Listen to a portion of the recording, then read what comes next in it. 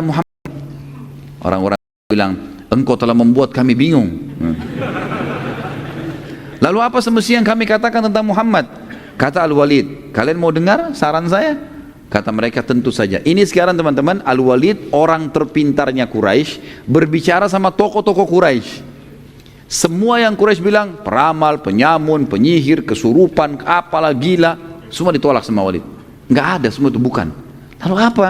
Kata Al-Walid, mau dengar saran saya? Kata mereka, tentu saja. Lalu kata Al-Walid, yang pertama saran saya, ada dua saya tawarkan. Yang pertama, kalian mengikutinya. Karena ucapannya benar. Kita harus berakal, ini benar yang diucapkan. Terima, kita mengikutinya. Mereka jawab, tidak mungkin. Orang-orang Quraisy bilang, tidak mungkin. Kami meninggalkan agama nenek moyang kami. Al-Walid berkata, kalau begitu tinggal ada yang kedua. Apa yang kedua? Kata Al-Walid, biarkan dia berdakwah kepada siapapun yang dia mau.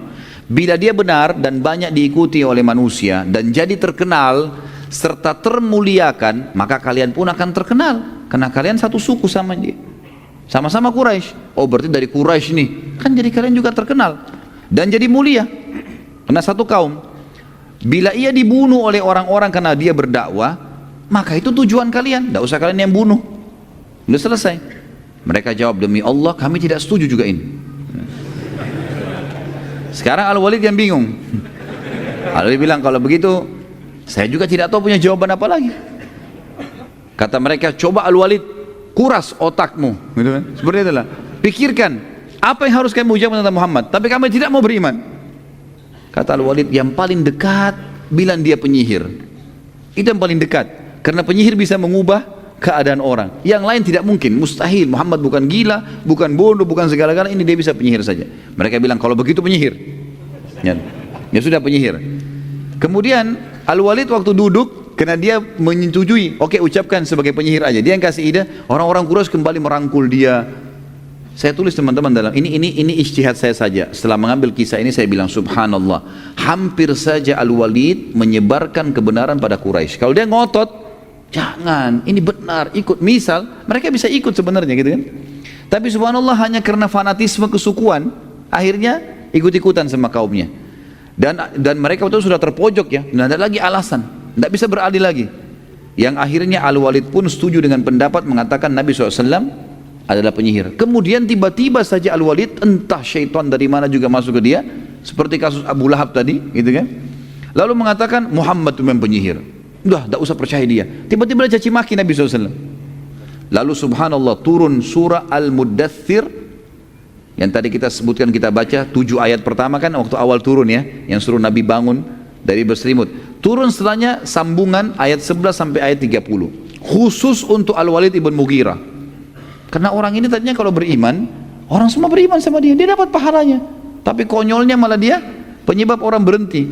Allah sebutkan, A'udzu billahi minasyaitonir rajim. Al-Muddathir surah nomor 74 ayat 11 sampai ayat 30. Zarni wa man khalaqtu wahida wa ja'altu lahu malam mamduda wa banina syuhuda wa mahattu lahu tamhida thumma yatma'u an azid kalla innahu kana li ayatina anida sa'urhiquhu sa'uda innahu fakkar wa qaddar faqutila kaifa qaddar thumma qutila kaifa qaddar thumma nadhar thumma abasa wa basar thumma adbara wastakbar faqala in hadha illa sihrun yu'thar in hadha illa qaulul bashar sa'uslihi saqar wa ma adraka ma saqar la tubki wa la tadar lawahatun lil bashar 'alaiha 19. Jadi ini ayat 11 sampai 30 turun kepada Al-Walid atau terhadap Al-Walid ibn Mughirah. Kata Allah SWT, biarkan aku berkehendak, biarkan aku bertindak, kata Allah, kepada orang yang telah aku ciptakan dia. Maksudnya Al-Walid ibn Mughirah. Ini orang sudah aku ciptakan, aku yang berikan dia akal, aku yang berikan dia harta. Tiba-tiba waktu ayat-ayatku datang dia tolak, bahkan dia mengajak kaumnya untuk menolak. Dan aku jadikan banyak harta benda untuknya dan anak-anak yang selalu jalan bersamanya, karena Al-Walid bin Mughirah terkenal banyak anak-anaknya. Dan aku lapangkan rezekinya selapang-lapangnya. Kemudian dia ingin sekali aku menambahnya. Sekali-kali aku tidak akan menambah, kata Allah. Sesungguhnya dia menentang ayat-ayat kami, Al-Quran. Aku akan membebani dia mendaki pendakian yang memayahkan. Maksudnya dia akan kesulitan dalam hidupnya, mulai sekarang di dunia dan kemudian juga di akhirat. Sesungguhnya dia telah memikirkan dan menetapkan untuk beriman. maka celakalah dia. Bagaimana dia mengalihkan keputusannya. Kemudian celakalah dia, bagaimana dia bisa mengalihkan keputusannya. Kemudian dia sempat berpikir setelah itu. Sesudah itu dia bermuka masam dan merengut. Kemudian dia berpaling dari kebenaran dan menyombongkan diri. Lalu dia berkata, Al-Quran ini tidaklah hanya kecuali, tidak lain hanyalah sihir yang dipelajari dari orang-orang dahulu. Ini tidak lain hanyalah perkataan manusia. Maka kata Allah, aku akan memasukkannya ke dalam neraka sakar. Tahukah kalian apa itu neraka sakar?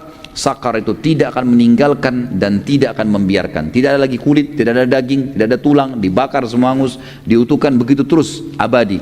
Neraka sakar adalah pembakar kulit manusia dan di atasnya dijaga oleh 19 malaikat. Baik, karena langkah dialog dengan Nabi SAW tidak berhasil, maka mereka sepakat dengan langkah yang kedua. Ada dua langkah ya. Langkah yang kedua adalah mereka berkata, kami akan membunuh Muhammad dan menyusahkannya. Mulai saat itu orang-orang Quraisy mulai dengan mencaci maki Nabi SAW. Setiap kali bertemu dengan Nabi pada saat tawaf mereka caci maki Nabi SAW. Setiap hari selalu mencaci maki Nabi SAW dengan beragam macam cacian. Tapi Nabi SAW sabar, gak ditanggapin. Sampai tiba suatu hari ada cacian yang disebutkan oleh orang-orang Quraisy tapi tidak disebutkan tuh, dan memang tidak ada manfaatnya kita mengetahui apa kata-kata yang diucapkan, tapi sangat menyakitkan bagi Nabi SAW. Maka Nabi pun berhenti. Jadi Nabi lagi tawaf, setiap lewat dari Nabi lagi jalan diikuti sama Quraisy. Kamu begini, kamu begitu, dicaci maki. Nabi biarin aja. Satu waktu ada cacian yang sangat menyakitkan tapi tidak disebutkan apa cacian itu. Mereka ikuti Nabi SAW dari belakang lagi tawaf, lalu Nabi berhenti tiba-tiba. Lalu Nabi mengatakan, wahai Quraisy, aku akan memerangi kalian hingga kalian semua terbunuh kalau kalian masih tetap lakukan ini. Mendengar kata Nabi SAW yang Nabi tidak pernah marah sebelumnya, gak pernah tegas, berhenti tiba-tiba Nabi marah dengan mereka. Melihat kejadian tersebut tiba-tiba mereka jadi berhenti semua. Lalu mereka datang menyalami Nabi SAW mengatakan, maafkan kami hai Muhammad. Kami tidak bermaksud seperti itu ya. Setelah itu Nabi SAW meninggalkan mereka. Pada saat Nabi SAW sudah tinggalkan mereka, mereka kembali dulu dalam dua. Lalu mereka seperti baru orang sadar, mereka mengatakan saling hardik ya. Mereka mengatakan, apa yang kita buat tadi nih? Tadi kan kita sengaja pancing emosinya supaya dia marah, kita gebukin gitu. Kenapa malah sekarang kita minta maaf hanya diancam saja? Lalu kemudian mereka mengatakan, kita harus membunuhnya. Satu kalimat dia ucapkan kita berhenti semuanya. Besok kita harus gebukin nih. Akhirnya besok hari Nabi SAW lagi tawaf, mereka datang lagi. Lalu mereka mengatakan, hai Muhammad, apa engkau kemarin yang mengancam kami untuk berperang? Gitu kan? Nabi SAW diam saja sambil senyum. Lalu kemudian mereka mengeroyoki Nabi SAW waktu itu. Nabi melawan ya, semampunya. Dan Nabi SAW memang dijaga oleh Allah SWT. Mereka tidak bisa menyakiti Nabi SAW. Pada saat Nabi SAW sudah terpojok, pada saat itu karena dikeroyokan makin banyak orang datang, dan tidak ada sahabat waktu itu yang melihat Nabi SAW, karena masih sedikit sahabat kan. Melihat kejadian tersebut, Fatimah radhiyallahu anha, anak Nabi SAW, berusaha membantu ayahnya tapi tidak mampu karena perempuan. Lalu dia segera menyusul Abu Bakar. Datangnya Abu Bakar, lalu menyampaikannya, hai Abu Bakar, begini kejadiannya. Ayah saya Rasulullah SAW digebukin oleh orang-orang Quraisy. Maka Abu Bakar pun datang, lalu menghembuskan pedangnya dan kemudian berusaha mendorong orang-orang itu dari sisi Nabi SAW. Jadi mereka berdua, Nabi SAW dengan Abu Bakar berperang melawan orang-orang Quraisy. Lalu Abu Bakar mengatakan, apakah kalian mau memerangi orang hanya karena mengatakan Tuhanku Allah? Sampai akhirnya Abu Bakar terus mengulangi kalimat itu sambil mengancamkan pedangnya kepada orang-orang Quraisy. Hanya orang-orang Quraisy meninggalkan Nabi SAW.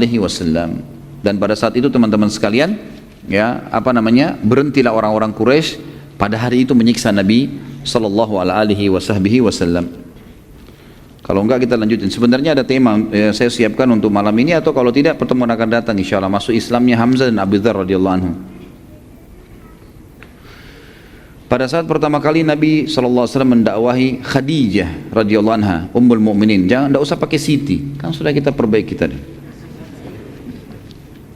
Apakah di saat itu Khadijah radhiyallahu anha sudah jilbabnya mengulur sesuai di surah Al-Ahzab ayat 59? Belum turun surah Al-Ahzab, gitu kan? Dan memang tidak disebutkan apakah Khadijah radhiyallahu anha memiliki hijab yang seperti besar atau kecil, Allahu alam, ya, kita tidak tahu, dan ini tidak disebutkan dalam buku-buku sejarah masalah itu. Tapi tradisi wanita-wanita di orang Quraisy di Mekah pada saat itu memang mereka menggunakan kain, ya. Mereka menggunakan kain di kepala, menggunakan kain di badan, dan bagi mereka kalau tokoh-tokoh selain hamba sahaya, itu mereka selalu saja berpakaian yang rapi. Tapi apakah jilbabnya sudah seperti surah Al-Ahzab, itu Allahu a'lam. Karena Al-Ahzab itu belum turun, ya. Itu yang saya tahu. Apakah tidak berimannya sebagian Quraisy seperti Abu Lahab termasuk dalam kehendak Allah juga selain kehendak orang tersebut? Semua teman-teman sekalian dibawa naungan kehendak Allah. Perbuatan baik atau perbuatan buruk Allah yang ciptakan, dan semua pun kalau terjadi dengan izin Allah. Tetapi artinya gini, Allah ciptakan nikah sama zina misalnya, ya. Allah perintahkan nikah, Allah larang zina. Allah yang ciptakan kan? Baik, kalau ada orang melakukan perbuatan nikah karena dia mengejar rahmatnya Allah, dapat pahalanya. Kalau dia mengerjakan zina, yang menciptakan dia, menciptakan perbuatan, yang menciptakan, memberikan dia energi, Allah juga. Tapi ini secara global masuk dalam, semua dengan izin Allah tentunya. Tapi ini dilarang. Allah sudah bilang akan kena ancaman, kena hukuman. Kalau kita bicara lingkup global, maka semua dengan izin Allah, nggak bisa lepas. Tetapi saya pernah jelaskan masalah takdir, ada yang sifatnya ikhtiar, namanya af'al ibad, ya. Berhubungan dengan perilaku hamba-hamba. Kalau perilaku hamba-hamba teman-teman sekalian seperti misalnya menikah, ya, melakukan kebaikan atau melakukan kejahatan, ini ikhtiar kita semua nih. Seperti contoh gini, teman-teman sekarang mau hadir di masjid sini, kan bisa hadir, ya. Pilihan siapa? Pilihan antum sendiri kan. Di luar sana juga mungkin ada orang berbuat maksiat, mungkin dia ke diskotik, mungkin dia berbuat haram, pilihan dia juga itu. Semua ini pun terjadi dalam lingkup masyiatillah.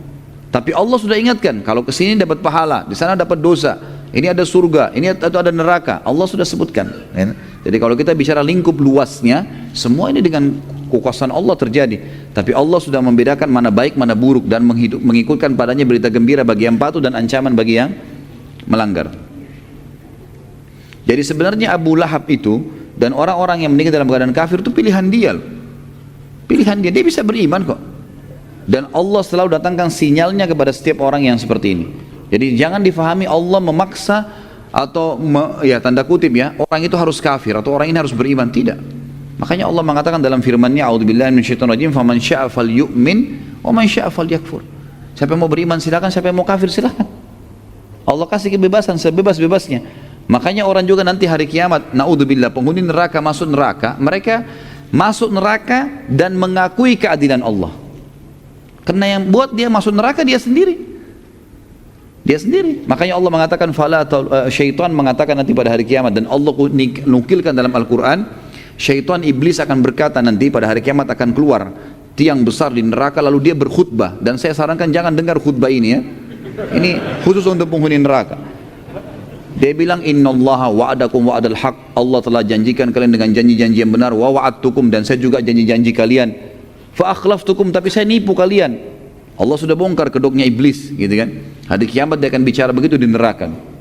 Dan dia mengatakan dalam ayat ini lanjutannya, ma'ana bimusrihikum.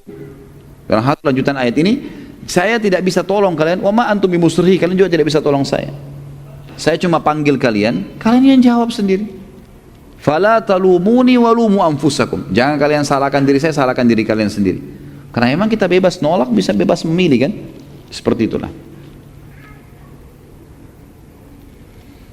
Ana seorang mu'allaf yang ingin tanyakan adalah apakah masih ada sisa-sisa kebenaran sejarah agama Islam dalam agama Nasrani masa kini, baik itu dalam kitab sucinya Alkitab atau mungkin dalam ajaran atau mungkin dalam tata cara ibadahnya. Karena ana ingin bisa insya Allah berdakwah kepada orang tua, saudara, keluarga dan masih agama Nasrani. Syukran Ustaz. Saya pribadi nggak tahu ya apakah memang masih ada dalam syariat, dalam ajaran sekarang yang dipelajari di gereja-gereja dalam Injil itu masih ada yang sama dengan ajaran kita sekarang. Allahu alam. Tapi yang jelas karena sudah banyak perubahan ya. Kalau Al-Quran menceritakan kepada kita, mereka mengubah-ubah banyak isi Injil itu, isi Alkitab mereka ubah, gitu kan? Sehingga kita tahu ada revisi Injil misalnya, yang saya sudah pernah ceritakan di Vatikan ada revisi Injil hampir tiap tahun terjadi. Maka ini sulit untuk dijadikan sebagai rujukan, gitu. Yang benar adalah saya sarankan akh atau ukhti ini, ya dakwakan Islam saja. Tidak perlu untuk mencari apa yang berhubungan dengan Nasrani supaya bisa menerima Islam, nggak usah, nggak perlu. Paling yang tersisa pun kalau kita mau mencari secara global adalah berimannya umat Islam kepada Nabi Isa alaihissalam, berimannya umat Islam kepada turunnya kitab namanya Injil, tapi tinggal dilengkapkan dengan turunnya Al-Quran yang harus diterapkan syariatnya dan juga datangnya Nabi Muhammad SAW. Jadi tidak usah terlalu ragu dalam berdakwah. Tugas kita cuma menyampaikan dan sampaikan Islam yang kita fahamin itu. Bagaimana cara wahyu turun setelah surah Al-Alaq ayat 1 sampai 5? Apakah sama dengan surah Al-Alaq, Jibril membaca dan Nabi SAW mengulangi? Proses penerimaan wahyu ada beberapa cara ya. Kadang-kadang Jibril datang, kata Nabi SAW, kadang-kadang Jibril datang dan dalam poster manusia, kemudian aku memahami dari perkataannya kalau dia bukan manusia. Kadang-kadang Jibril AS memasukkan itu ke dalam hatiku sehingga aku merasakan ada ilham di dalam hatiku. Kadang-kadang aku mendengar suara lonceng yang keras, dan ini yang paling berat untuk Nabi SAW. Jadi ada beberapa cara, tapi yang dinukil kepada kita tidak dirincikan secara khusus ya. Surah Ad-Duha itu turunnya seperti apa, apakah sama dengan Al-Alaq? Yang dirincikan memang Al-Alaq. Jibril datang kena surah pertama dan ayat-ayat pertama, maka Jibril datang dalam kemudian memeluk Nabi SAW, dan ini tidak semua ayat. Ada di antara ayat-ayat memang turun, Nabi SAW menyaksikan itu. Seperti kasus nanti kita akan bahas di perang Bani Quraidah.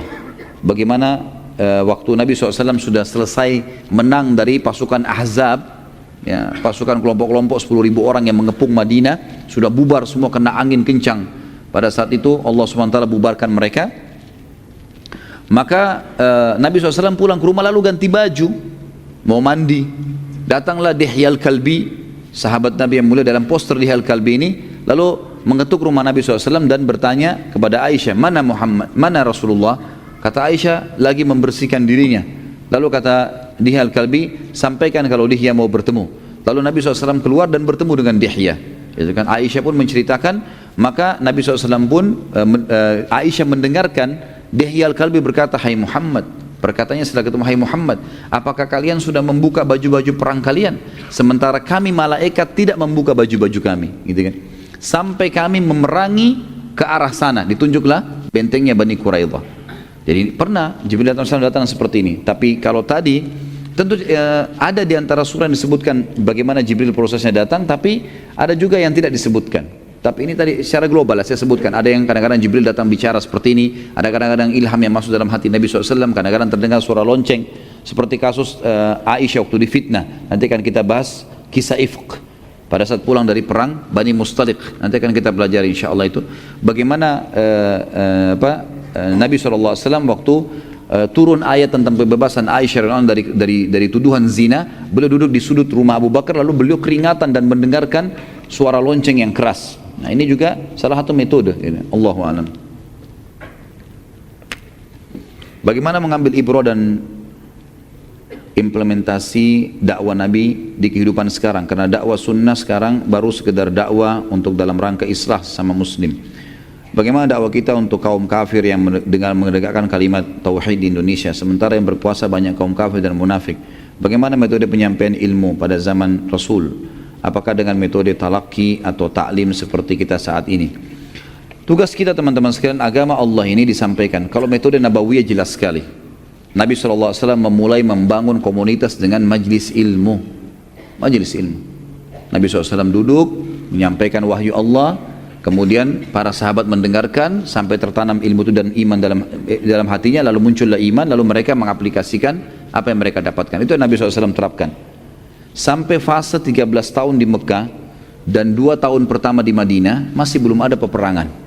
Selalu ada penanaman iman. Maka lahirlah kader-kader seperti Abu Bakar, Umar, Uthman, Ali, Talha, Zubair dan semuanya sahabat-sahabat Nabi Muhammad, karena ilmu sudah tertanam dalam hatinya. Kalau saya pribadi melihat sekarang Indonesia ini kita butuh majelis ilmu yang banyak. Para teman-teman dai lebih gencar menyampaikan ceramah-ceramah mereka, memaksimalkan media-media yang ada, gitu kan? Karena kita sudah terlanjur di Indonesia ini masyarakat tercekoki dengan banyak pemahaman yang tidak jelas. Ya. Mungkin antum sendiri rasakan pada saat sebelum menapati atau mengikuti dakwah sunnah bagaimana penyampaian yang penuh dengan khurafat, banyak segala macam pemahaman yang tidak jelas arahnya, gitu kan? Dan itu banyak sekali. Maka dengan majelis ilmu, alhamdulillah terjadi banyak perubahan-perubahan, gitu kan? Terjadi banyak perubahan-perubahan. Ini Allah alam yang saya tahu metode Nabawi yang pertama.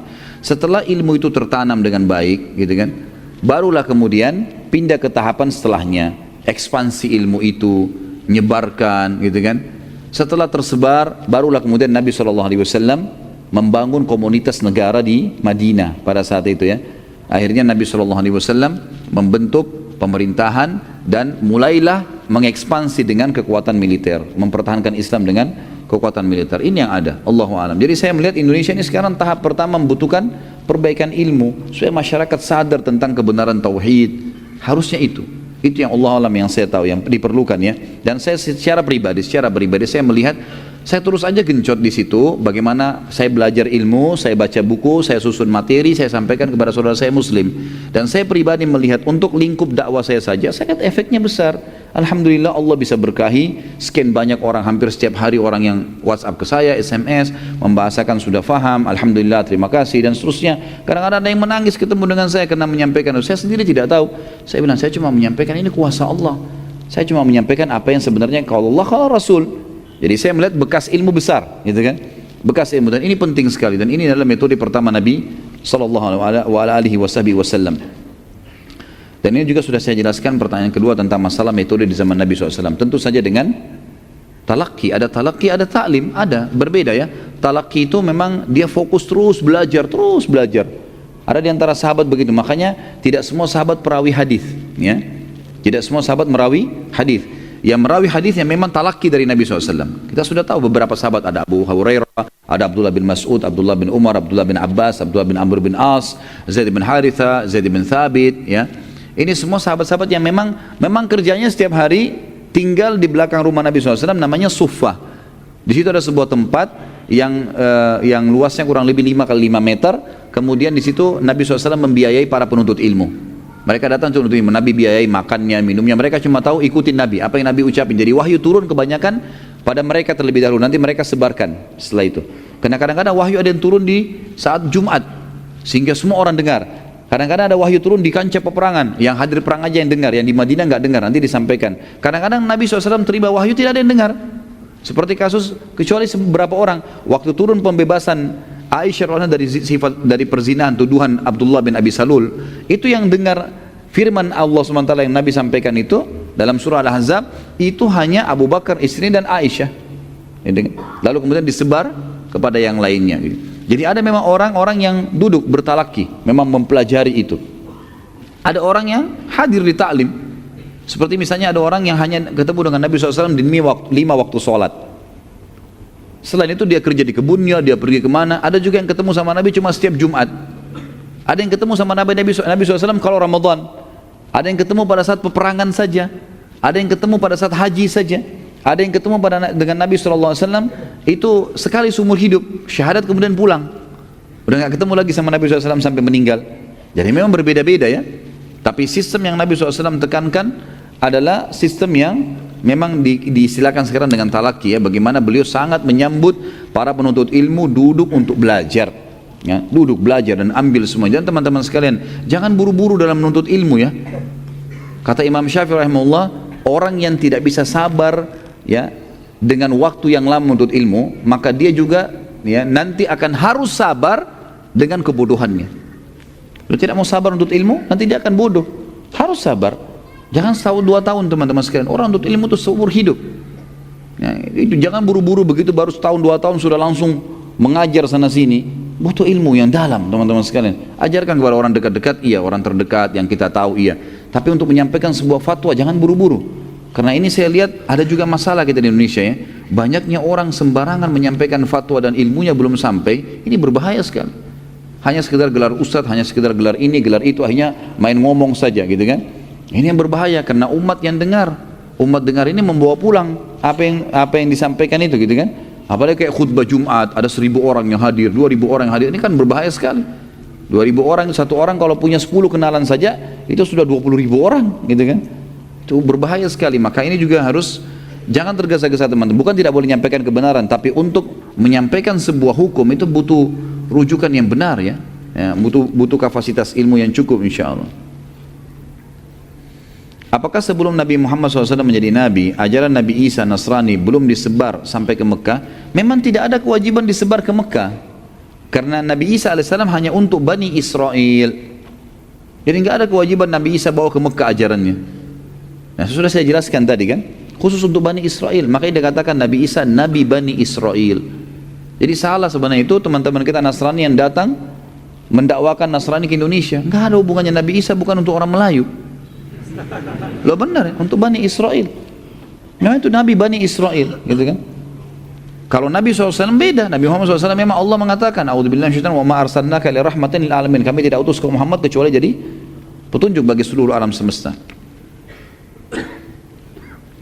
Ustaz, saya pernah dengar kisah Rukana mengajak duel gulat Rasulullah SAW hingga berapa kali, namun Rasulullah SAW selalu menang. Apakah ada kisah lain dakwah Rasulullah SAW menggunakan fisik atau berkelahi? Itu nanti kisah Rukana ada disebutkan nanti di sini insyaallah ya. Kalau menggunakan fisik, peperangan Nabi SAW semuanya menggunakan fisik. Bahkan Ali bin Abi Thalib mengatakan dalam riwayat Bukhari radhiyallahu anhu, kami kalau menghadapi peperangan ya, lagi berkecamuk, maka kami berlindung di belakang Nabi SAW. Nabi SAW luar biasa. Ada riwayat lain menjelaskan pernah Madinah terdengar suara gemuruh yang ribut, gitu kan?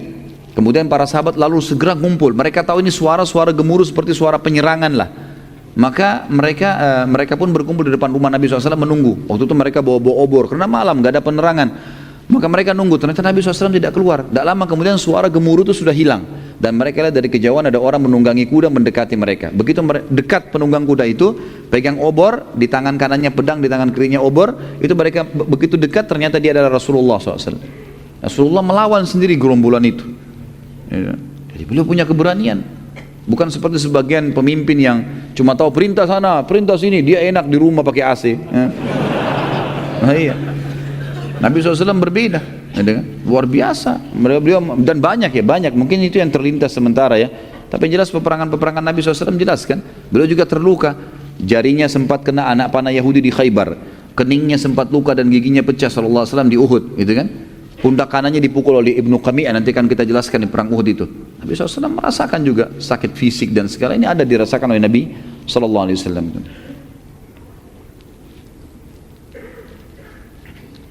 Tadi belum dijelaskan tentang kelahiran Fatimah radhiyallahu anha. Kok tiba-tiba muncul? Ya tadi kan penjelasan tentang, kan tadi dijelaskan tentang anak-anak Nabi SAW, di antaranya namanya Fatimah radhiyallahu anha, gitu kan? Dan memang kita sedang membahas sejarah Nabi SAW. Hanya itu saja. Nah.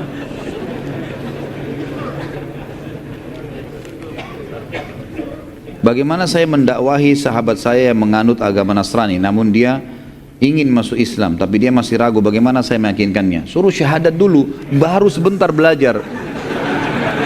Syahadat dulu. Kamu masuk Islam, iya, ikutin saya ya, asyhadu an la ilaha illallah wa muhammadur rasulullah. Suruh ucapin. Setelah itu dia mu'allaf. Mu'allaf artinya orang yang masih lemah hatinya. Ajarin. Jangan kasih buku dulu tebal, pelajarin ya, nanti baru kamu syahadat. Kalau dia mati gimana? Masukin Islam. Pernah ada seorang ikhwah gitu bawa sama saya seorang ikhwah yang lain, laki-laki yang lain gitu, dibawa sama dia di hotel. Waktu itu saya lagi nginap, ada tamu dari Saudi Syekh datang beberapa tahun yang lalu. Kemudian dia bilang, Ustaz, ada teman saya mau masuk Islam, tapi mau sama Ustaz. Begitu datang ke saya tanya, sejak kapan mau belajar Islam, mau masuk Islam ini? Dia bilang, saya sudah lama sampaikan ke teman saya, ditunjuk teman ikhwah yang bawa itu, sudah lama. Dan saya dikasih buku dulu, dikasih buku tebal, belajar. Mungkin sudah dari berapa bulan yang lalu, gitu kan. Saya bilang sama akhi itu, kenapa akhi? Subhanallah, kalau orang ini meninggal di masa-masa dia sudah minta masuk Islam dan antum belum pandu syahadat, tidak ada muslim yang tidak bisa syahadat, gitu kan. Kalau dia meninggal antum tanggung jawab loh. Masuk neraka orang, gitu kan? Nggak boleh. Jadi pandu syahadat. Lalu saya pandu syahadat, setelah syahadat baru kita kasih buku, kasih penjelasan tentang Islam. Aja dulu syahadat. Ya. Dan tidak ada sulitnya itu aja syahadat gitu. Jadi itu saran saya aja syahadat. Kalau dia sudah ada keinginan ya, kalau dia belum ada keinginan, baru kemudian kita memberikan buku-buku, mungkin kita berikan argumentasi apa ya, keterangan-keterangan mungkin yang bisa membuat dia yakin dulu. Tapi kalau ini kan sudah ada keinginan, cuma masih ragu saja, suruh syahadat dulu, kemudian baru kita didik, karena didikan datang setelahnya. Jika ada 4 orang Mekah yang masuk surga sebelum kenabian, bagaimana dengan umat atau golongan setelah kenabian tapi belum sampai Islam kepadanya? Apakah juga masuk surga jika percaya Tuhan yang Maha Esa, hari pembalasan? Ini sebenarnya kita lihat dulu lokasinya, posisinya di mana, gitu kan? Kalau mereka berada di satu lokasi yang memang di situ tidak ada nabi, nggak ada ajaran kenabian, maka ini mereka adalah nanti di hari kiamat disebutkan akan diuji oleh Allah subhanahu wa ta'ala. Kalau teman-teman ikutin ada riwayatnya, saya sebutkan di bahasan masalah surga dan neraka. Ada bahasan di YouTube itu tentang Rasulullah SAW bercerita tentang surga dan neraka. Di antaranya adalah di hari kiamat orang-orang yang meninggal dalam keadaan dia tidak sampai kepadanya dakwah, maka Allah akan mengujinya. Bagaimana mengujinya? Hari kiamat semua orang sudah tahu ini Tuhan kami Allah. Enggak ada lagi yang samar di hari kiamat ya. Maka Allah akan mendatangkan mereka ke hadapan neraka, lalu Allah menguji mereka, menyuruh mereka loncat ke neraka itu, masuk ke neraka itu. Kata Nabi SAW, Allah menyuruh mereka masuk ke neraka. Bagi yang patuh sama Allah, mereka lempar dirinya ke neraka karena patuh kepada Allah. Kata Nabi SAW, demi zat yang jiwa Muhammad dalam genggamannya, neraka tidak akan mengganggunya, nggak akan terbakar, nggak apa-apa, cuma ujian. Maka Allah pun memasukkan mereka ke dalam surga. Karena berarti orang ini kalaupun nanti di dunia dulu, tetap dia akan beriman nanti. Karena buktinya patuh nih sekarang. Dan orang-orang yang tidak mau mematuhi itu berarti kalaupun di dunia mereka juga tidak akan patuh. Ini yang ada, Allah alam, yang saya tahu seperti itu ya.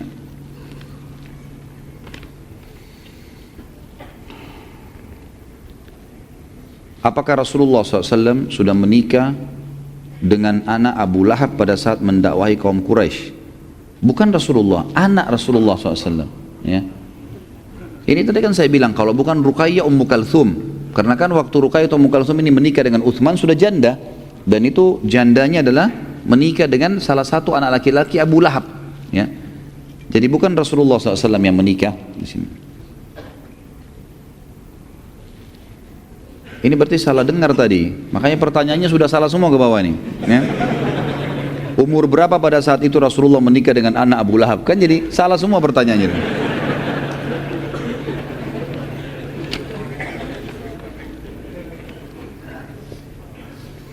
Apakah tasmiyah atau memberi nama Abu Jahal dan Abu Lahab itu dari orang Islam saja, atau Abu Jahal dan Abu Lahab mengakui sendiri kunyah tersebut? Kalau Abu Lahab memang dikenal di Mekah begitu. Abu Lahab memang dikenal dengan Abu Lahab. Kalau Abu Jahal tidak, di kalangan muslimin saja. Karena memang Abu Lahab sudah terkenal dengan istilah itu, gitu kan. Dan nanti insya Allah kita akan pelajari bagaimana sampai matinya Abu Lahab, gitu kan. Yang jelas itu julukan dia memang sudah terkenal. Kalau Abu Jahal tidak.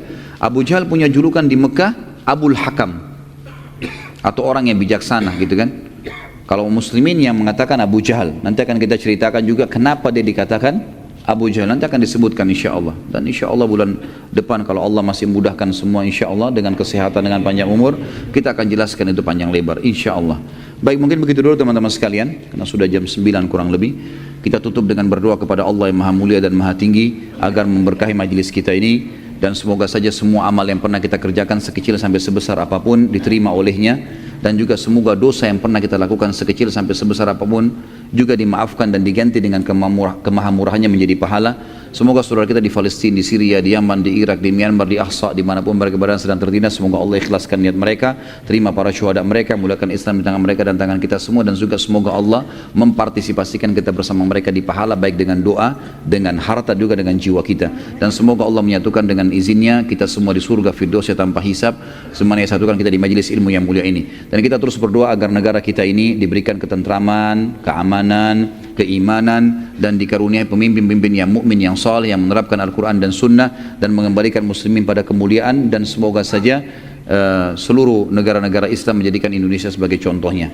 Mungkin begitu teman-teman sekalian. Kalau ada benar dari Allah, kalau rasa dari saya mohon dimaafkan. Subhanakallahumma wa bihamdika asyhadu an la ilaha illallah astaghfirullah wa atubu ilaih. Wassalamualaikum warahmatullahi wabarakatuh.